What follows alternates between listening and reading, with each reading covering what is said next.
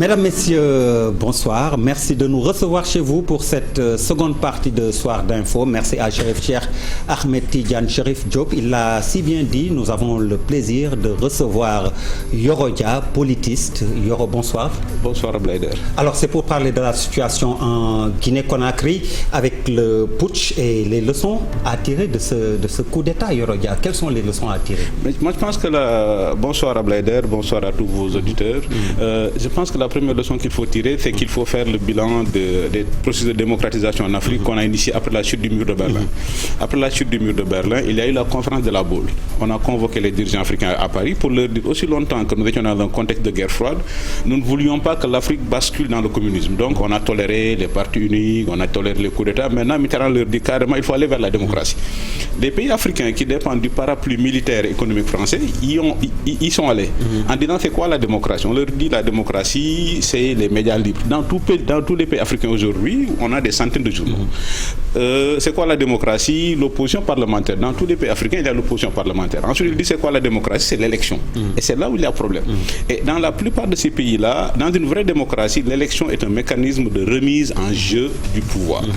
Or, dans la plupart des pays africains, l'élection est un simple mécanisme légal de relégitimation du pouvoir en place. C'est ça qu'on a en Guinée. Et quand on fait le bilan, tous les gens qui pensent que la démocratie n'est pas pour les Africains se trompent. Quand on fait le bilan, les pays les plus stables aujourd'hui en Afrique, ce sont les pays démocratiques. C'est le Sénégal, les îles Cap-Vert, le Bénin, le Ghana. Ce sont les pays les plus stables parce que ce sont des pays où la démocratie fonctionne normalement. Le Bénin et le Ghana qui ont quand même connu des coups d'État. 4 pour le Ghana. C'est la meilleure preuve que la démocratie fonctionne. Parce que le Ghana a été un pays où les coups d'État étaient cycliques. Mais le Ghana est passé du cycle des coups d'État au cycle des alternances. Le Bénin aussi est passé du cycle des coups d'État au cycle des alternances. C'est un concept élémentaire en sciences politiques. L'alternance est une respiration démocratique. Quand le jeu démocratique est normal et que l'alternance est la respiration démocratique normale, dans ces pays où il y a l'alternance, il n'y a pas de révolution. Et ça, c'est universel. Dans un pays où il y a les alternances démocratiques, il n'y a pas de révolution. Et dans un pays où l'alternance démocratique fonctionne normalement, il n'y a pas de coup d'État. Donc, quand on fait le bilan, on se rend compte que la démocratie fonctionne normalement. Ce n'est pas le problème de la démocratie, mais on a un problème de démocrates, de gens qui ne jouent pas le jeu. Mais justement, Yoro, si je vous suis bien, il y a un problème et un tournant raté avec ce sommet de la Baule. Un tournant raté et l'échec, en quelque sorte, dans plusieurs pays, de la démocratisation. Non, il n'y a pas un échec de la démocratie. Ça dit de la démocratisation. De la démocratisation. On a un problème de démocratie. Mais la démocratie est un horizon indépassable. Ça veut dire que tous les pays africains vont y aller. C'est un honneur pour nous que le Sénégal soit considéré comme une exception démocratique, que le Sénégal soit considéré comme le seul pays où presque il n'y a pas eu de coup d'État. Ce qui se passe, et à mon avis, c'est extrêmement intéressant. Paradoxalement, le cycle de coup d'État que nous avons aujourd'hui en Guinée, que nous avons eu au Mali, que nous avons eu en Mauritanie, ce cycle-là annonce le printemps démocratique pour deux raisons. Aujourd'hui, vous l'avez dit tantôt, au niveau de la Baule, c'était des causes exogènes. L'injonction est venue de l'extérieur. C'est Mitterrand qui les convoque pour leur dire allez à la démocratie. Si et avec les séries de conférences nationales. Voilà, mais tout ça, ça veut dire que c'est parti de la Baule. C'est Mitterrand qui les convoque pour leur dire maintenant il faut arrêter vos enfantillages, la guerre froide est terminée, vous n'êtes plus un âge stratégique. Maintenant, arrêtez-moi ces histoires de partis uniques, si on fait des partis, si on fait le multipartisme, ça va être des partis ethniques de la guerre. Il dit, vous savez que c'est faux, vous tous allez à la démocratie. Ce qui est intéressant aujourd'hui. Donc l'injonction était venue de l'extérieur, c'était un truc exogène. Mais aujourd'hui, ça va être des causes endogènes. Depuis donc de la Baule, c'était une cause exogène, mais les Burkinabés qui ont fait la révolution et qui ont chassé le tyran et qui sont revenus à la démocratie, depuis lors, on se rend compte que ce sont les causes endogènes. Donc de la Baule, on donne des injonctions extérieures, les Burkinabés prennent leur révolution et font leur révolution et chassent Blaise Compaoré, depuis lors, les causes sont endogènes. Ce qui fait que le cycle des coups d'État va être une petite parenthèse. Assimi Goïta, Doumbouya, ça va être une petite parenthèse pour une raison élémentaire.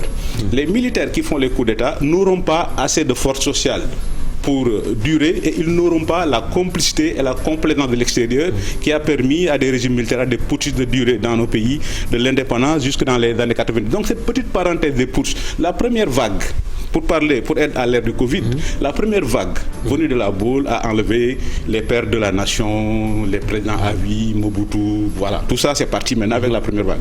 La deuxième vague va amener toute cette série de militaires qui ont fait des coups d'État et qui essaient de se maintenir au pouvoir. Et c'est pourquoi je dis cette vague-là, la deuxième vague, maintenant ça va poussé dans les poubelles de l'histoire les militaires qui ont aujourd'hui pris le pouvoir pour annoncer le grand printemps démocratique africain. Ce qui est intéressant, c'est que vous avez des coups d'État, vous avez des changements de régime anticonstitutionnels, vous avez des modifications constitutionnelles, mais aujourd'hui, dans aucun pays africain, l'opinion, le peuple ne remet en cause le principe même de la démocratie. Alors, pour l'avenir immédiat de la Guinée, les incertitudes qui planaient avec les prémices de cette transition annoncée par le nouvel homme fort Mamadi Doumbouya, vous êtes optimiste? Non, ça dépendra de ce que les Guinéens feront. Moi, je ne crois pas. Souvent, dans nos pays, on donne trop de pouvoir à la France. Dans nos pays, on donne trop d'importance aux Nations Unies. L'avenir de la Guinée, ça dépend de ce que les Guinéens en feront. J'ai dit aujourd'hui, il y a une donnée fondamentale. Un régime putschiste, un militaire ne peut pas bénéficier de la complaisance ou de la complicité de l'étranger. Ça dépendra de ce que les Guinéens feront. Ça veut dire que ça dépendra de la pression internationale et du rapport social. Naturellement, dans tous les pays, il va promettre de faire une transition, il va promettre de faire des élections auxquelles il ne participera pas. Maintenant, ça dépendra de l'attitude des Guinéens. Comme disait le grand Tocqueville, l'apathie est l'ennemi de la démocratie. Maintenant, si les Guinéens croisent les bras en croyant que la guerre est gagnée, évidemment, le gars va vouloir essayer de se maintenir. Maintenant, si la pression est très forte, le gars va peut-être avoir le sens de l'histoire, organiser des élections, ne pas se présenter et puis remettre la Guinée sur les rails. Vous l'avez dit, avec les réactions au plan international, nous avons vu l'ONU, l'Union africaine et puis la CEDEAO qui convoque dès demain un sommet. Qu'est-ce qu'il faut attendre? Mais l'ONU, l'Union africaine, enfin, à mon avis, ne sont plus crédibles. Depuis qu'ils ont avalisé le coup d'État, effectivement, ce qui s'est passé au Tchad, c'est un véritable coup d'État. Depuis qu'ils ont avalisé ce qui s'est passé, le coup d'État qui s'est passé au Tchad, en invoquant la raison d'État, la lutte contre le terrorisme dans le Sahel, le fait que le Tchad soit un pilier dans le Sahel, et c'est ça qui a permis, comme je le dis souvent, c'est ça qui a permis le deuxième coup d'État au Mali. Vous vous rendez compte, le premier coup d'État au Mali de Assimi Goïta a été condamné, les gens étaient scandalisés, embargo, tout ça, mais le deuxième coup d'État est passé inaperçu. Parce qu'entre-temps, l'ONU, la CEDEAO, pour des problèmes de réalisme politique, des problèmes géopolitiques, se sont montrés très conciliants avec le Tchad. Et puis, il peut y avoir deux poids, deux mesures. Donc, comme je dis, les condamnations internationales n'ont pas beaucoup d'importance. Ce qui va être important, c'est le rapport de force à l'intérieur même de la Guinée. La démocratie, l'échec des tentatives de démocratisation issues de la boule montre une chose très simple. La démocratie n'est pas un produit exportable. Les gens qui veulent la démocratie doivent se battre pour leur démocratie et faire fonctionner leur démocratie. On va terminer avec les conséquences pour le Sénégal, mais juste avant, Yorodia, on ne comprend pas aussi Alpha Condé qui crée les forces spéciales, qui ramène un ancien légionnaire Mamadi Doumbouya qu'il nomme à la tête de ces forces spéciales. Et c'est ce même Mamadi qui l'enlève du pouvoir comme ça. Et il n'a rien vu venir. La facilité avec laquelle ce coup aussi a réussi déconcerte un peu et ça pose des questions. Mais non, mais ça pose pas de questions, mais ça montre que, par exemple, quand tu vas au Mali où un capitaine a pris le pouvoir, quand tu vas au Mali où en 6 mois il y a 2 coups d'État, quand tu vois ce qui se passe en Guinée, la réponse est très simple. Ces pays-là n'ont pas d'administration, n'ont pas d'État. Vous imaginez un légionnaire, on a dit qu'il a pris sa retraite comme caporal-chef, on le parachute lieutenant-colonel, on lui demande, dans un pays normal, comme je dis, dans un pays normal, dans une démocratie qui se respecte, ça ne se passerait pas comme ça. Ce qui s'est passé, Alpha Condé, comme on dit, il ne faut pas laisser les intellectuels jouer avec les allumettes. Alpha Condé a joué avec les allumettes 2 fois en tant qu'intellectuel, en tripotant la Constitution. Alpha Condé n'a pas plus de mérite que le colonel, parce qu'Alpha Condé a modifié la Constitution pour avoir un 3e mandat. Ce monsieur-là arrive, il suspend la Constitution. Ça veut dire qu'Alpha Condé, prof de droit, ne respecte pas la Constitution. Ce monsieur-là ne respecte pas la Constitution. Ce qui s'est passé, il a joué avec le feu.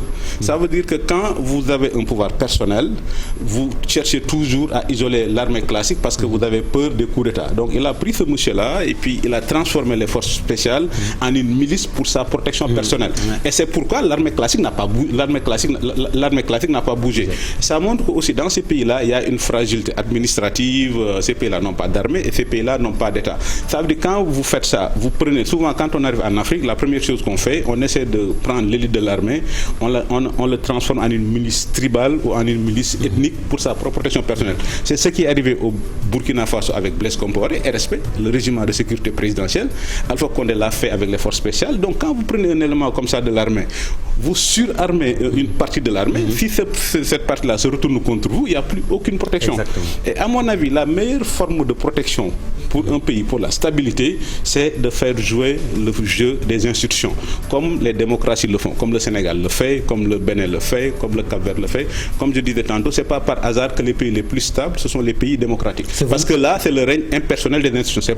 Ça ne dépend pas des désirats individuels. Maintenant, ce qui s'est passé avec Alpha Condé, naturellement, les relations entre le Sénégal et la Guinée, ça va s'améliorer. Le Sénégal n'a jamais eu de problème avec la Guinée. C'est Alpha Condé qui avait un problème personnel avec le Sénégal parce qu'il réglait des frustrations d'étudiants qui remontent avant l'indépendance au niveau de la faïence. Donc il se lève du jour au lendemain, il ferme la frontière. Quand le Sénégal a des émeutes, il y a 14 morts, il s'en réjouit. Donc c'est pas la Guinée qui a des problèmes avec le Sénégal, mais c'est Alpha Condé qui avait un problème personnel avec le Sénégal. Au moins sur ce plan-là, les rapports vont évoluer entre le Sénégal et la Guinée. La seule différence, c'est que Sékou Touré, on peut tout lui reprocher, mais quand même, la Guinée existait dans l'histoire, dans l'agenda, mais Alpha Condé a fait complètement disparaître la Guinée des radars, parce que Sékou Touré, comme Senghor avait des ambitions pour leur pays, Alpha Condé n'a jamais eu d'ambition que pour lui. Et juste pour terminer, il y a une comparaison très intéressante entre Alpha Condé et Abdoulaye Wade. Ils ont tous fait presque 20 ans d'opposition. Ils ont arrivé au pouvoir, ils ont gouverné. Mais la seule différence, c'est qu'Abdoulaye Wade, quand n'eût été Abdoulaye Wade, il n'y aurait pas d'exception sénégalaise. Ça aussi, je pense qu'il faut rendre hommage à Abdoulaye Wade. 26 ans d'opposition qui a permis le développement des libertés publiques, le développement de la démocratie et même la première alternance. Donc, n'eût été Abdoulaye Wade, il n'y aurait pas d'exception sénégalaise. Abdoulaye Wade est arrivé au pouvoir, il a régné 12 ans, il a voulu tenter un troisième mandat. Le Sénégal l'a réglé démocratiquement parce que le Sénégal a des institutions. Et malheureusement, dans d'autres pays où il n'y a pas de démocratie, le seul voie de recours, c'est soit la révolution ou bien soit le coup d'État. Alors Yoro, donc pour vous, cette affaire, cette histoire de troisième mandat a perdu Alpha Condé en quelque sorte. C'est résumer tous les problèmes de la Guinée à ce troisième mandat, les problèmes sociopolitiques, socio-économiques, je voulais dire. Non, quand Alpha Condé arrive au pouvoir, après 26 ans, dans la vie d'Alpha Condé, il y a deux phases. Alpha Condé a été un opposant historique, ça il faut lui reconnaître. Il s'est opposé à Sékou Touré, il s'est opposé à Lassana Conté, il s'est opposé à Dadis Camara, et puis il a eu beaucoup de mérite. Mais le seul drame, c'est que quand il arrive au pouvoir, on se rend compte que c'est comme des gens qui arrivent au pouvoir et qui veulent privatiser le pays. C'est comme s'il avait mené son combat pour installer un pouvoir personnel. Et c'est ce pouvoir personnel qu'il a perdu. Et quand vous êtes dans un pouvoir personnel, vous ne pouvez pas imaginer être chez vous et voir quelqu'un d'autre dans la République. Et c'est ça qui l'a poussé vers le troisième mandat. Malheureusement, il sort par la petite porte de l'histoire. Et ce qui est dramatique pour lui, c'est dramatique aussi pour les intellectuels quand même, parce que c'est un universitaire. Alors pour terminer, ce qui est arrivé en Guinée ou dans d'autres pays avec des coups d'État, est-ce possible au Sénégal, qui demeure l'exception jusqu'à présent? Non, nous on a eu le problème, comme j'ai dit, nous on a eu le problème en 2012. On a été les précurseurs. Si vous vous souvenez, en 2012, Abdoulaye Wade a voulu faire un troisième mandat. Mais comme je dis, nous sommes un pays organisé. Et je dis souvent que la meilleure chose qui nous soit arrivée dans ce pays, c'est d'avoir eu un président qui s'appelle Léopold Sédar Senghor, qui nous a laissé une administration et une armée républicaine. Abdoulaye Wade a tenté en 2012, ça veut dire il y a cela 10 ans, mais le Sénégal a réglé démocratiquement dans les urnes. Et c'est comme ça qu'on règle les problèmes. C'est la main invisible de la démocratie qui lui a permis d'être tranquillement aujourd'hui à la retraite chez lui. Yoro Dia, merci. C'est moi qui vous remercie. Merci à vous également de nous avoir suivis. Restez en compagnie des programmes de la télévision Futur Média.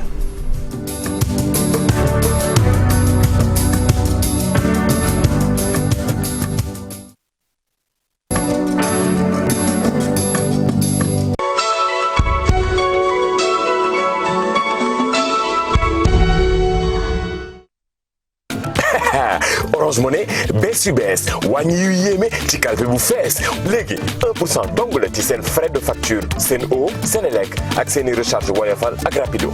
Rendez-vous sur l'application Orange Money. Orange Money est un service de Orange Finance Mobile Sénégal. Vous rapprochez de l'essentiel. Orange. Toujours plus de foot ensemble. C'est fait, ils l'ont fait.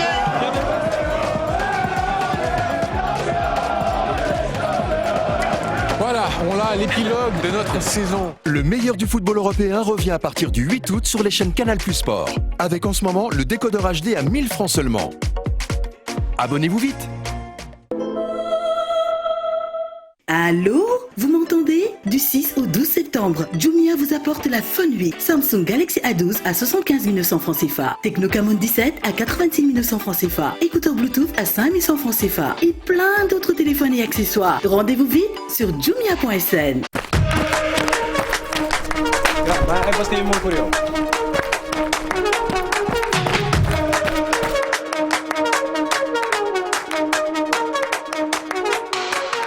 grand da nga coole de nu mu demee noonu. oui man de dama daw ba ne sama talon bi tegee ko quoi. dara mais yu baax ngi fi. lii ñaar la. pour yow 18000 rek. 18 dafa bëri. bàyyi ko 10 000 bu baaxee ma fay la. dara dawal génn. chut. bàyyi man sama kalpe laa fàtte gàlle de. dina yéeme de génn. fii amul point express ah. si am na benn point express. tout près même pas 100 mètres rek. ah ok moom laay séenale ah. waaw moo nekk noonu. Ecobank wane dina mëninam ak Express Cash da ngay retirer sa xaalis ci nu mu gën a gaawee ci suñu point express wala gab Ecobank yi ak nu xaalis bi ngay génne mën a toll 1% dong la lay dikkee fépp foo nekk ci zone UEMOA bi ak Express Cash lépp daal di yomb. Ecobank, la banque panafricaine. Plongé au cœur de